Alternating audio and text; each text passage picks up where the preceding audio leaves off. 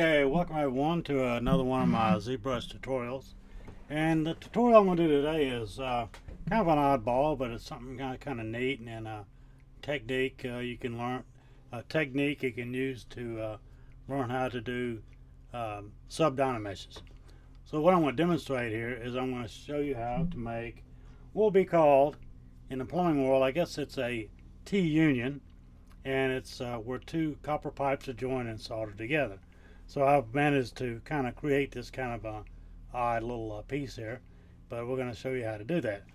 And we start off with a cylinder, drag it to our canvas and hit T for edit, which is a shortcut.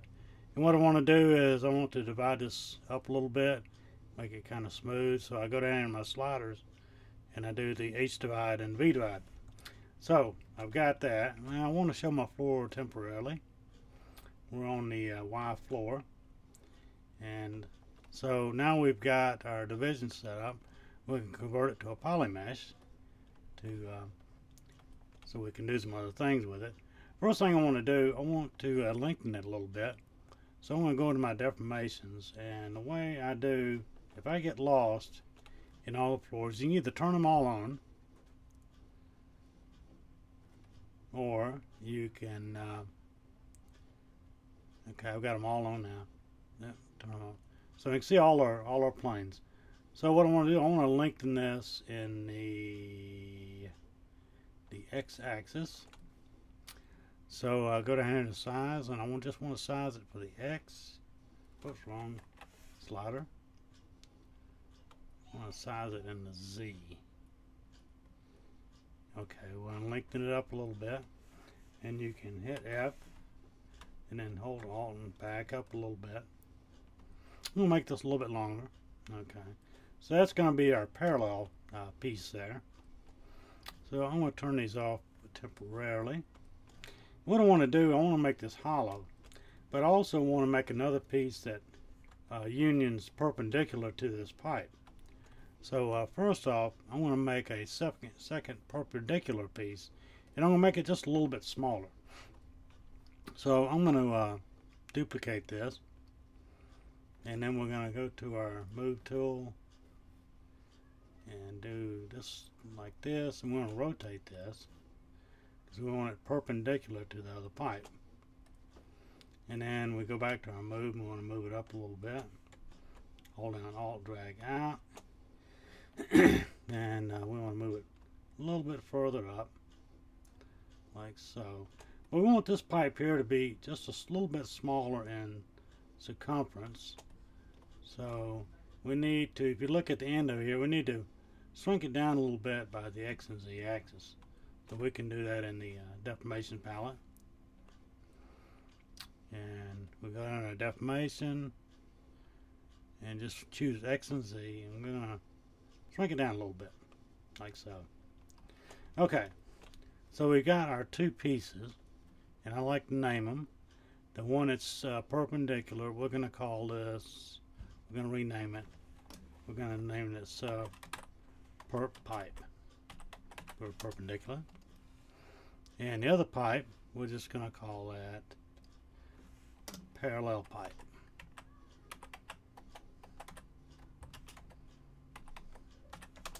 So now what we want to do, we want to make these pipes hollow, but we also want to join them later on during the mesh. So for the parallel pipe, we're going to make a copy, we're going to make a duplicate, turn on our transparency, and this one is parallel pipe 1. We're going to rename this as the cutter.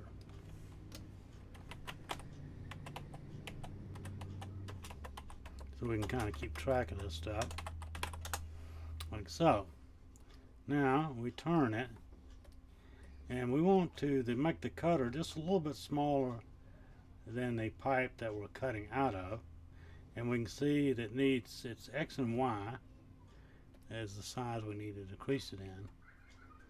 And I'm going to make it the same amount for both, and if you hit the middle bar in your size, you can put in just the values you want. So we're going to put in -20. Now this inner pipe, which is our cutter, as you can see here, is just a little bit smaller than that because it's going to make it hollow. Okay, so we're going to go up to our perpendicular pipe, which is a little smaller, yet we want to cut it the same circumference. So we want to duplicate this pipe, and we're going to rename this the perp pipe cutter, like so. And we're going to go down, we're going to go over here and see what dimensions. It's because this one's standing up, we need to go X and Z in our deformation for this duplicate of the cutter. So we've already got that. We're going to put in -20. So now we got a cutter for our top pipe. Alright, so when we cut out these pipes, we need to extend a little bit on the ends so the pipe will be hollow. So we're going to go to our parallel pipe cutter, and we're going to, as you see, I'm using the transformation tool to find out which dimension, which is going to be the Z, and this is our cutter. So we're going to go to our deformation. We're going to size this only in the Z, just a little overlap so we can cut the ends out. Alright, so we got that. Now for our perpendicular pipe cutter, we want to use our move tool to cheat, and we need it lengthened by the y-axis. So we go to our deformation palette and lengthen by the y, and just enough to kind of cover it on that. And we might want to move it up just a little bit, like so. Now, so we've got our cutters and we got our initial pipes. So then we go to our subtool, and we kind of want to get this information together. So we got our parallel pipe and our perp pipe. So we need to merge these, and I'm going to move this down. We use this arrow tool in the subtool palette.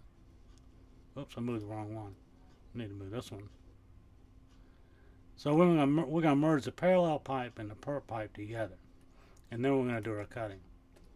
So we just go down to our merge down, press OK. Now we have these two merged. Now we want to do our cuttings. So the first one I want to do is only cut the parallel pipe out, and so we take this and move it down, and for the sub mesh, we click this little icon with the overlapping circles. So now when we merge down, this will cut out, but we'll have to dynamesh. We'll turn that off temporarily. We have to dynamesh to have that effect take place. So we merge down. Alright, and then we go down to our geometry. And I like 256. It gives us a good clean mesh. And then we dynamesh. It's processing the mesh face. It takes a little longer, but with a higher res mesh, you get a much cleaner look. Well, we got that. It's processing the mesh faces. Alright. So now we got our bottom pipe cut. Now we want to cut out our top pipe. So we want to bring this down underneath this one. Turn on our mesh. And that's going to cut out this top pipe. So we go down. We merge down. Hit OK. Then we go down to geometry and do our dynamesh again.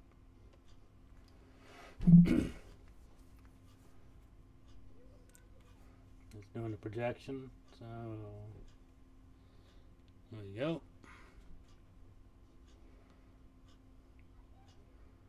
Projection in progress. So this will make our complete T-union. But I want to add a little feature here to make it look kind of cool. And we'll get to that next. You know, so you like to use the red wax material to do all my initial prototyping. But after this, I'm going to apply a material. We're going to make it look like some shiny copper pipe. And then I'm going to show you how to put solder on that joint using the layer brush. almost there. Almost. Just a little bit more. Normally I could stop the video, but I'm just going to run right on through this. Alright, so we've got our T-union cut. Everything's welded together nice and neat. So you got to put our material on. Now, get the silver foil. Now run up the color here. Copper has a little more red in it, so I like that right there. Now, if you want to brighten this up a little bit, move up this intensity A here. If you want it nice and shiny, so I'm going to move it up just a little bit, and then we got our MRGB press, the color, and we're going to fill the object. All right. So now, what we want to do next is we want to put a solder seam. So what we're going to do, we're going to use the same material, but we're going to make it white. And then we're going to use our layer brush. You can go up here and you can get L, and you can get your layer brush pulled up. And what I did before, you want to add our material. You want to incorporate the lazy mouse feature. And this lazy smooth, if you hit control, you can see it makes it stronger or weaker. We want to get our radius up so we can see the little red line as we're applying this solder. And I want to jack the intensity up to 100. You see your little red line, you just follow that. That's the lazy mouse. And we're going to make this little solder seam here. And like so. Different alpha if you want to make this kind of a lumpy solder seam, but this is the principle. And the lazy mouse stroke, which helps you just apply the solder just right along the seam. You can go back and forth if you like. So there we go.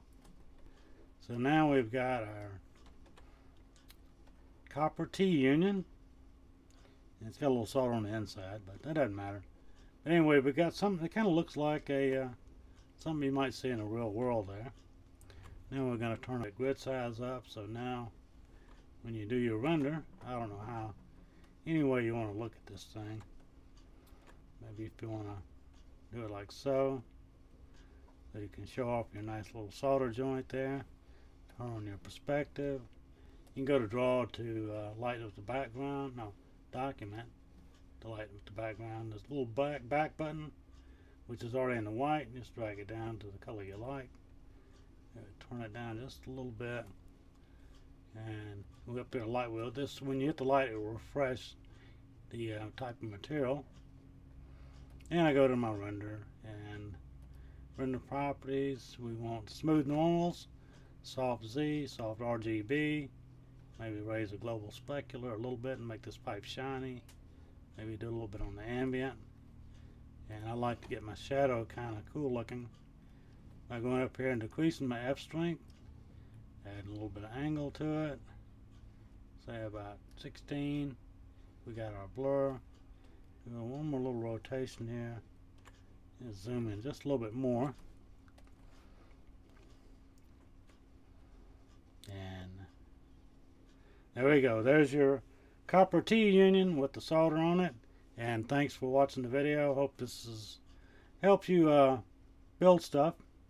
I've been using ZBrush for over 10 years now, and I like to draw a lot of objects, so this kind of thing I like to show. But anyway, I hope this helps you in your quest to be a better modeler with ZBrush, and that's going to be it. So thanks for watching.